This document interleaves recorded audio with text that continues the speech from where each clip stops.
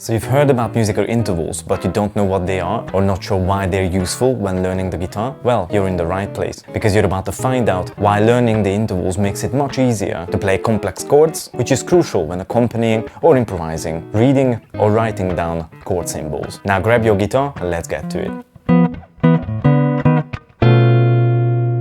Hello everyone, this is Guitar Tips with András. In today's video, we're going to explore what intervals are, why they're useful, and how you can use them to interpret complex chord symbols. I offer online guitar lessons, so as always, if you need any help, reach out to me on my website today to get 50% off your first guitar lesson. So what are intervals? To put very simply, intervals help us describe the relationship between two notes. Intervals are also building blocks of chords. So if you wanted a simple mental model of the architecture of harmony, notes are building blocks of intervals, and intervals are building blocks of chords. When you play a single string like this, you're playing a note. When you're playing two strings at a time like this, you're playing an interval, and you're playing three or more strings in the same time like this, you're playing a chord. For learning intervals, we're going to be using the major scale. So I recommend that you check out this video first if you need some refresher as to what major scales are. As we know, a major scale is a heptatonic scale, which means it has 7 different notes within an octave. Because of this, it's the perfect tool for us to learn about the intervals, because there are also 7 different fundamental intervals we're going to be talking about. We're going to be using the C major scale, but you can use literally any other major scale. The concept is going to be the same. So the C major scale looks like this.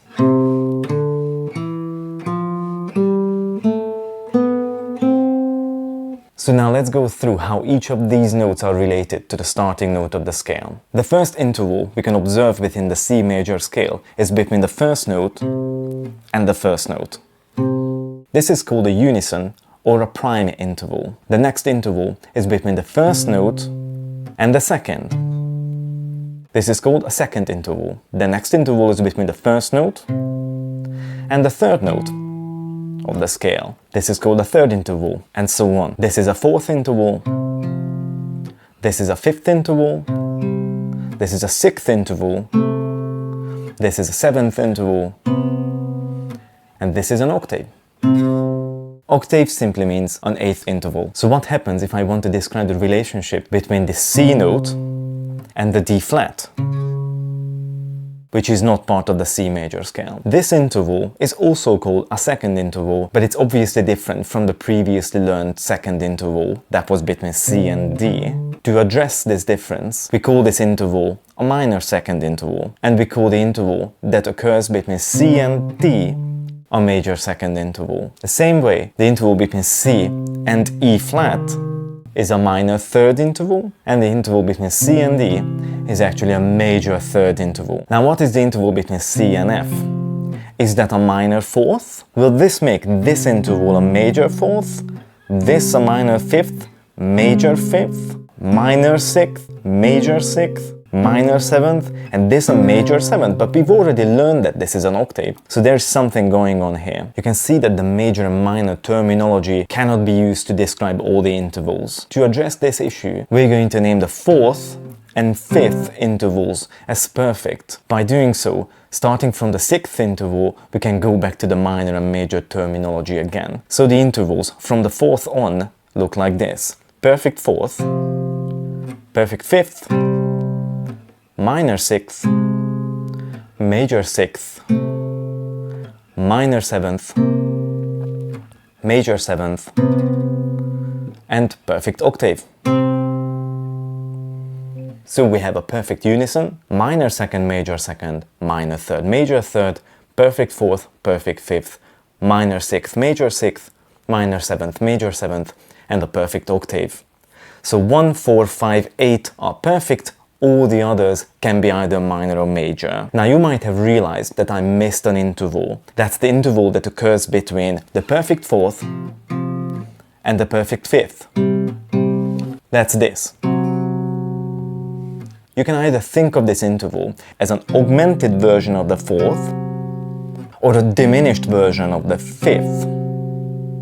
If you are referring to this interval out of context, you should use the word tritone. This way you don't have to know whether it's an augmented version of the fourth or a diminished version of the fifth. There is actually a really good reason why the unison, the fourth, the fifth, and the octave are called perfect, and all the other intervals have minor and major versions. This has something to do with the frequency ratio of these intervals, but instead of going into mathematics, we're going to be using our ears to learn the difference. I like to categorize intervals into coloring and thickening intervals. All the intervals which can be either minor or major, to me, are coloring intervals. And all the intervals which are perfect are going to play a thickening role when used in constructing chords. Just listen to how this major seventh interval sounds like. It has drama in it. And if you compare this with the perfect octave,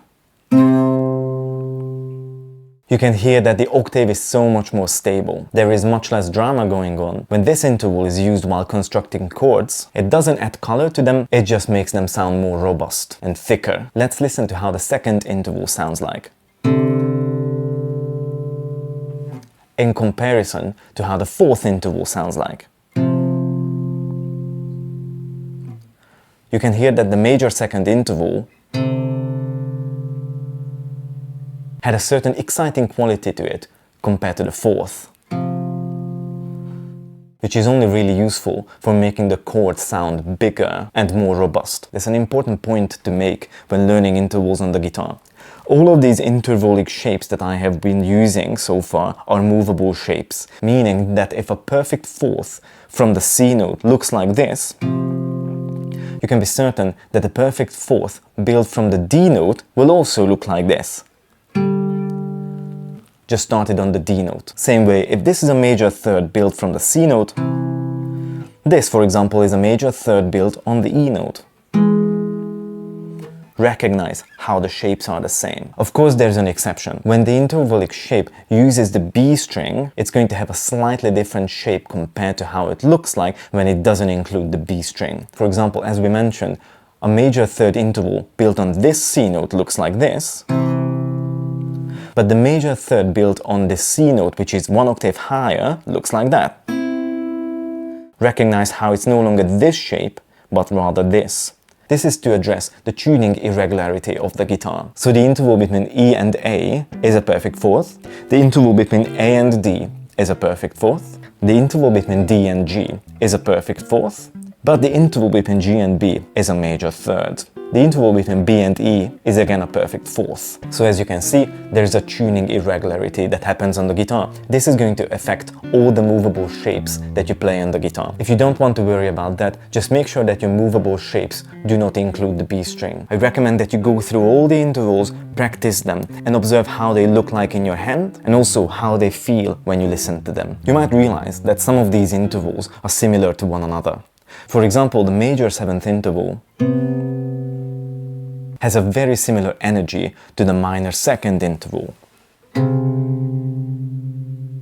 The major third interval has something in common with the minor sixth interval. Just listen to it.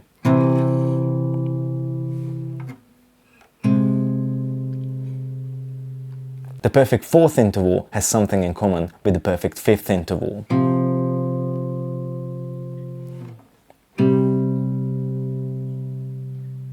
Both equally have a robust and stable sound. There is an interesting relationship between these intervals. Remember that I said that the minor second interval has a similar energy than the major seventh interval. Let's take a closer look at them. A note a minor second interval from the C note is a D flat. And the note a major seventh interval from this D flat note is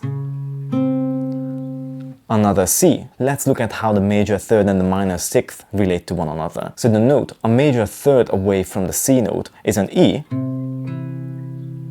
and the note a minor sixth away from E is another C note. The same phenomenon can be observed between the perfect fourth and the perfect fifth intervals. So the note which is a perfect fourth away from C is an F, and the note which is a perfect fifth away from F is another C. These are called complementary intervals because they complete each other to an octave. So if you take a major third and you put a minor sixth over it, you have formed an octave. If you take a perfect fifth and you build a perfect fourth on it, you have formed an octave. Now what happens if I go beyond the octave? The same exact terminology is used to describe the relationship between notes which are in different octaves. For example, we know that the relationship between C and D is a major second, but between C and this high D is going to be called a major ninth. The relationship between C and D flat, an octave higher, is called a minor ninth. This is a minor tenth. This is a major tenth. This is a perfect 11th. This is an augmented 11th or diminished 12th, or indeed a tritone. This is a perfect 12th. This is a minor 13th. This is a major 13th. This is a minor 7th. This is a major 7th. And this is 2 octaves. So that's it. This is how you study intervals on the guitar. I recommend that you practice them as long as it's necessary for you to become intimately familiar with all the different intervalic shapes starting on all the different notes on the fretboard. I also recommend that you try and find songs which remind you of particular intervals. For example, I use the Jedi March to remind myself of the perfect 4th interval, like this.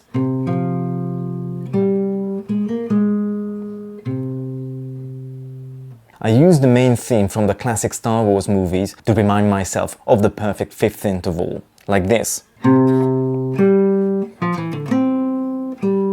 Like and subscribe if you enjoyed this video, and let me know in the comment section what song you use to remind yourself of a particular interval. Thanks for watching, keep practicing, I'll see you next week.